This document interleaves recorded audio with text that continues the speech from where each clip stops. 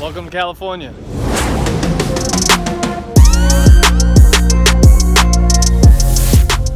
I have a problem when it comes to making videos and talking to a camera because I really enjoy, for some reason, talking forever. And then I end up making these long drawn out videos and I realize that I've just babbled for a long time. There's something wrong with me.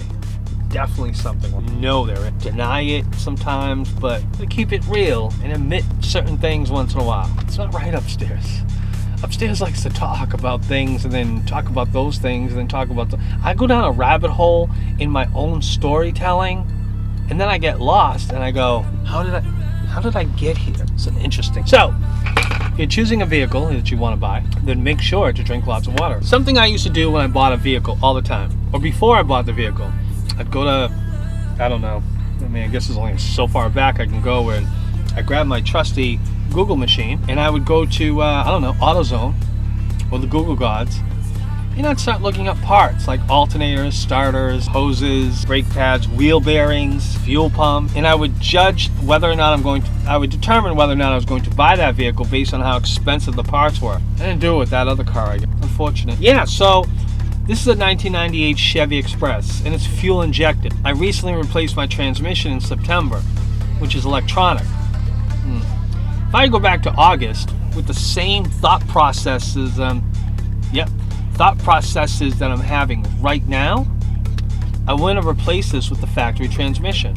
I would replace it with a 700R4 or a TH400, something non-electronic. And then here I am needing a new motor because the horrible Vortec cylinder head intake mating design causes intake failure because intake manifold gasket failure. It's a really bad design. In my case, it failed and just poured coolant into the oil. Now, had this been a 79 or older, hey Google, what was the first year the Chevy 350 motor was produced? 1967. On the website cargurus.com, they say, the small block Chevrolet engine was introduced in the fall of 1954 for the 1955 model year, displacing 265 cubic inches. The 350 was introduced for 1967 originally as a performance engine. Thank you. Happy to help. I love you. I don't know what I would do without you. If I purchased a hypothetical, a 1979 van, no computers, no oxygen sensors, no mass airflow sensors, no manifold absolute pressure sensor, no throttle position sensor, or idle air control solenoid, or cam sensors, or crank sensors. I'd have no computer, I'd have no check engine lights. I would just have a simple carburetor with a simple mechanical fuel pump that's bolted to the side of the motor. Very simple to fix and tune and just keep it well. And they're relatively cheap if I had faulty injectors on this vehicle, which is a Vortec motor. Just look up 96 to 98 or 96 to 2000, I think. But definitely 98 Vortec intake manifold or 98 Vortec spider injection. Now, if you don't know what you're doing and you don't know how to take things apart when it comes to motors, you're going to spend a lot of money for somebody to tear down this upper intake manifold, plastic, and tear out all your fuel injectors, replace them, throw everything back together, and I do mean everything because that's a lot of tearing down to get to those injectors. You're going to spend close to about $400 just for the inject. Of course, you're going to want the upgraded ones because why not? Well, if your carburetor completely failed and it was beyond a rebuild, like no mechanic in the world could ever rebuild this carburetor, ever. Wouldn't happen. Then a new carburetor might cost you, I like my van, I like the shape of my van. The overall design is really nice, but I wish it was completely computerless. I wish it was completely computerless. I don't know how I did, I can't replicate. But I do, I really do. If it was a carburetor motor as opposed to all the fuel injection is great. Don't get me wrong, fuel injection is a wonderful thing. Car starts right up in just about any weather situation. And the computer is regulating for gas mileage and it's monitoring just about everything on your behalf. It does all the work for you. It does a lot of work. many times a second checking everything. It's really on its toes until it's not, until it gets a little hiccup or a cold, maybe throws a little fever or tantrum. Now all of a sudden it's flashing lights at you, talking about misfires and stuff. You know, it's upset. And sometimes you're looking at the misfire as ignition, it's telling you it's cylinder 5. You're like, well, it's either a spark plug, a wire, or the coil if it's an individual coil pack. So now you're over there spending money on cylinder 5, and it's not even cylinder 5 because it was the mass airflow sensor that really had the problem. Didn't tell anybody though. Just had a little tantrum all by itself, didn't tell a single person. But Miss Oxygen Sensor, she knew about mass airflow sensor's little problem, so she didn't tell anybody either. But she got mad because mass airflow sensor gave her an attitude, so she said, you know what, I'm gonna tell the computer that you're running too lean and you need more gas. So the computer doesn't know anything. The computer's just like, okay, so would you say more gas? Okay, here comes more gas. And then the ignition system's like, whoa, we don't have enough air for this extra gas. What are you doing? I can't do this. Hello, spark plug, try to ignite this. That's what I thought. See, it didn't ignite. There's a misfire code. That's what's happening inside your motor when you have a computer and you have fuel injection. Think I'm lying? Go look it up. Ask Google. She knows. Now, when you have a carburetor and it misfires, there isn't going to be a code and no computer is going to tell you about this misfire. However, you'll definitely feel it. You might even hear it because the car's not now, it's just not running on all 8 cylinders or 6.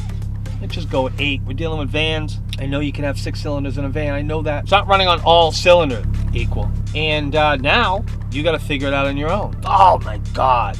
You know what you're going to have to do?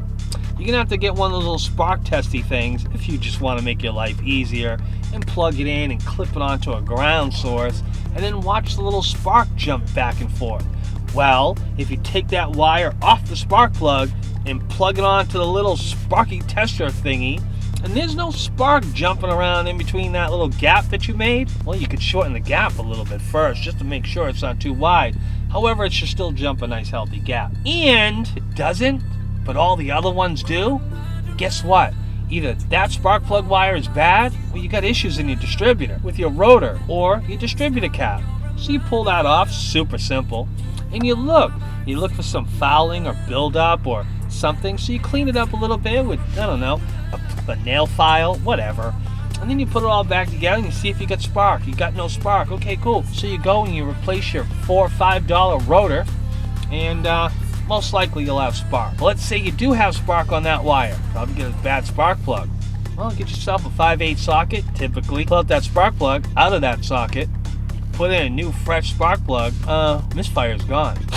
All I'm saying is it's extremely simple to deal with a carburetor motor, to repair it, and to fix it. And the biggest thing of all is that damn fuel pump that sits inside of the fuel tank. And when it dies, you gotta get that fuel tank down to get that fuel pump out. Sometimes I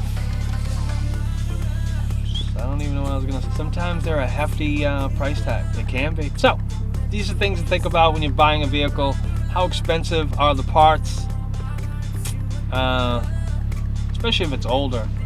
If you're buying an older van and it's got a bazillion miles on it, I'd be okay with that. Me personally, I'd be okay with that because tearing out that old motor would be a lot easier than just tearing down the just taking down the wiring harness in a fuel injected in my 98, never mind a 2008, but my 98, yeah, I'd like to have a carburetor. I don't know how or when, but I'm gonna have a carburetor in this van. So those are some things to think about. How simple is it to repair? How easy is it to repair for yourself? I won't mention any names, but yes, I will be in quartzite, guaranteed. Thanks for watching. And by the way, if you made it this long, absolutely appreciate all the love. I've had such tremendous love and growth in this channel in just every single day. But in the last month, in the last 2 weeks, the explosion has been phenomenal. But thank you for all the love and the comments and the likes and The interaction, I mean, I know this is a great community. I know it's a community in and of itself, but whew. Listen, all my socials are down below, so check them all out. Facebook, Instagram, Voxer, Patreon if you want to help me get a new motor and see me vlog all the way across Route 66. Yeah, so check out my Patreon if you want to help with that, if you can. Awesome. Because I need a new motor. And I need to get out of Massachusetts, and I need to go west, and I need to tell the world about the Southwest. It's free. You live on the land, and the land is dry.